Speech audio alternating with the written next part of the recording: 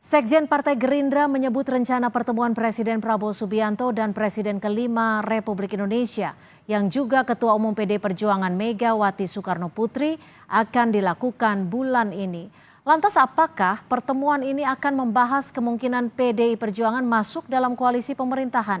Kita akan bahas bersama Direktur Eksekutif Indikator Politik Burhanuddin Muhtadi. Selamat petang Mas Burhan, terima kasih sudah bergabung di Kompas Petang sore hari ini.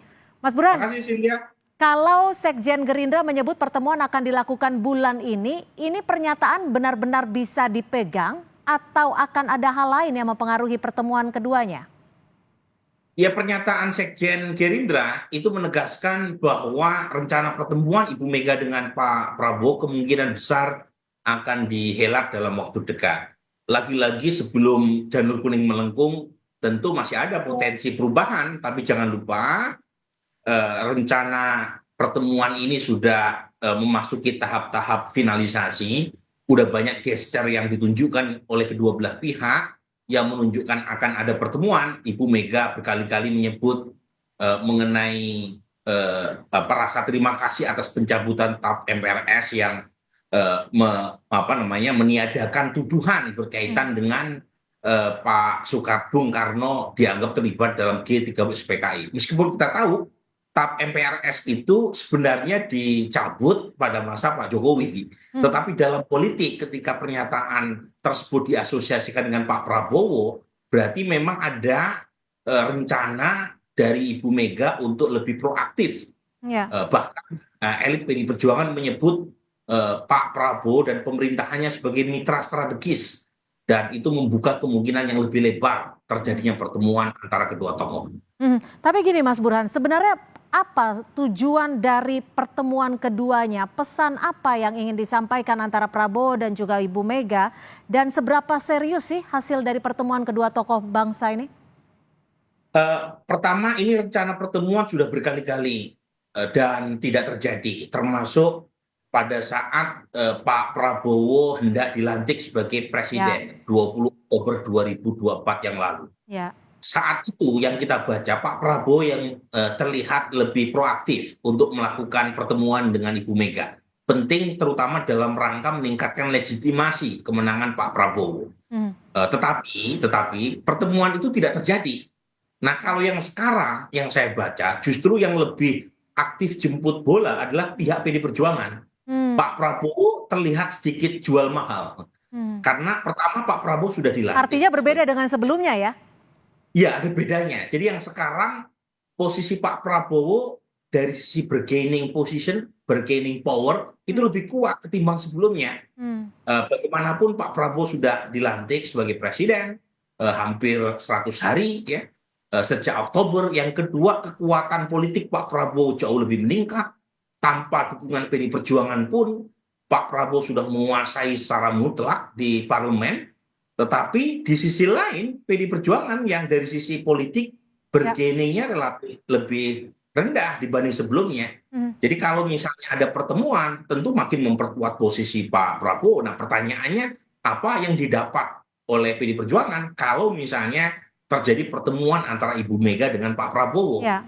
Nah, tentu tidak bisa dilepaskan Cynthia dari kasus yang membelit elit PDI Perjuangan, terutama Sekjen. Dan tentu saja kita bisa baca inisiatif pertemuan tersebut lebih banyak dibawa oleh kubu Mbak Puan, Ketua DPR RI dari PDI Perjuangan yang kita tahu lebih banyak bersinggungan dengan pemerintah. Jadi kalau misalnya PDI Perjuangan itu terlalu konfrontatif dengan pemerintah, mungkin ada kekhawatiran terutama dari kubu Mbak Puan itu akan mempersulit posisi PDI Perjuangan ke depan.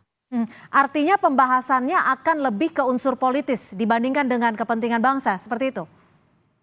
Begini ya, kita tidak bisa memisahkan hubungan politik dengan kebangsaan, apalagi kalau dilakukan oleh elit-elit partai.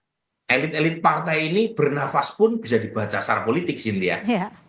Meskipun bungkusnya bungkus kebangsaan, dan itu penting juga pertemuan antara kedua tokoh, Ibu Mega dan Pak Prabowo, gitu ya. Betapapun keduanya berbeda jalan, terutama dalam konteks Pilpres 2024 yang lalu, tetapi masih bisa bertemu. Itu kan penting ya untuk semangat silaturahmi kebangsaan. Dan itu sesuai juga dengan spirit yang selama ini dibawa oleh Pak Prabowo. Tetapi mengasumsikan kalau ada pertemuan Pak Prabowo dengan Ibu Mega tidak membicarakan langkah politik itu terlalu naif ya. Kemungkinan besar tetap ada pembicaraan politik di balik pertemuan yang ramekan dengan nasi goreng tadi ya. Pasti ada pembicaraan politik dan itu tentu saja dibicarakan di belakang layar. Jadi dugaan saya kenapa agak berlarut, deal-dealnya itu belum ketemu di belakang. Kalau sudah terjadi kesepakatan, terjadi renegosiasi, nah mungkin pertemuan kedua tokoh itu hanya formalitas, tetapi di belakang layarnya semuanya sudah disiapkan. Nah ini yang belum siap, deal-deal atau renegosiasi itu, sehingga sampai sekarang belum terjadi pertemuan. Tapi kalau sudah terjadi kesepakatan, ya saya kira pertemuan nanti akan lebih banyak diwarnai oleh canda tawa dan nasi goreng. Oke, tapi ada tidak kemungkinan PDI Perjuangan akan berkoalisi, akan bergabung dengan pemerintahan? Lalu nanti bahkan seperti apa konstelasi politiknya? Nah ini menarik ya, kalau ditanya ada atau tidak tentu potensi itu masih terbuka dalam politik ya. Karena kita tahu posisi PDI Perjuangan yang sendirian di luar kekuasaan, itu secara matematika politik juga tidak banyak gunanya. Karena kekuatan politik di parlemen yang mendukung pemerintah terlalu kuat. Tetapi tentu ada harga yang harus kita bayar, yaitu checks and balance yang makin terpuruk ya, karena semua kekuatan parlemen berada di belakang. Tetapi lagi-lagi kalau misalnya PDI Perjuangan masuk, yang terjadi adalah adu kuat nih, karena kita tahu hubungan Pak Prabowo dengan Pak Jokowi masih mesra, sementara tidak ada masalah antara Pak Prabowo dengan Ibu Mega. Yang menjadi problem adalah masalah Ibu Mega dengan Pak Jokowi.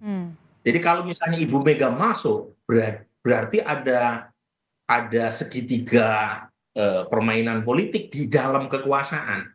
Dan itu tentu permainannya digeser dari urusan oposisi versus koalisi, tetapi konflik intra-partai koalisi yang tentu saja akan menarik karena pertarungannya lebih bersifat intrik dan manuver di dalam koalisi ketimbang hubungan atau relasi antara koalisi versus oposisi. Oke, Mas Burhan, kalau dilihat pertemuan ini disebut akan berlangsung bulan ini, akan berpengaruh tidak jika pertemuan berlangsung sebelum atau sesudah Kongres? Ada pengaruhnya ya.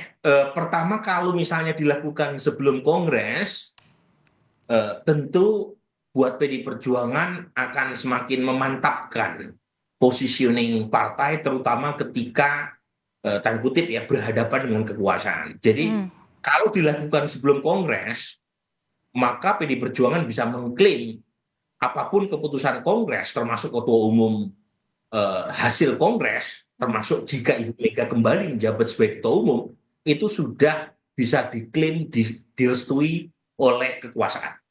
Jadi memuluskan kekhawatiran, terutama dari sebagian pihak di internal, bahwa Ibu Mega tidak direstui oleh Pak Prabowo. Kalau itu dilakukan sebelum Kongres ya. Tetapi kalau dilakukan setelah Kongres, itu kan kita tidak tahu apa putusan hasil Kongres dan siapa ketua umumnya. Nah, ini lagi-lagi kalau dilihat dari sudut pandang PDI Perjuangan akan lebih baik jika pertemuan dilakukan sebelum Kongres.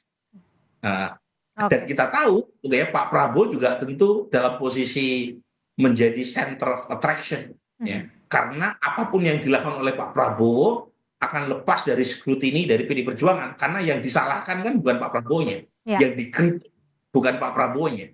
Justru Pak Prabowo diperebutkan nih ya, antara Pak Jokowi dengan Ibu Mega. Dalam hal ini adalah PDI Perjuangan. Jadi di sini yang paling diuntungkan segalanya adalah Pak Prabowo, karena beliau akan menjadi magnet kuat yang mempersatukan banyak pihak kepentingan yang bertikai. Baik. Terima kasih Mas Burhanuddin Muhtadi, Direktur Eksekutif Indikator Politik Indonesia, sudah berbagi perspektif di Kompas Petang. Selamat sore.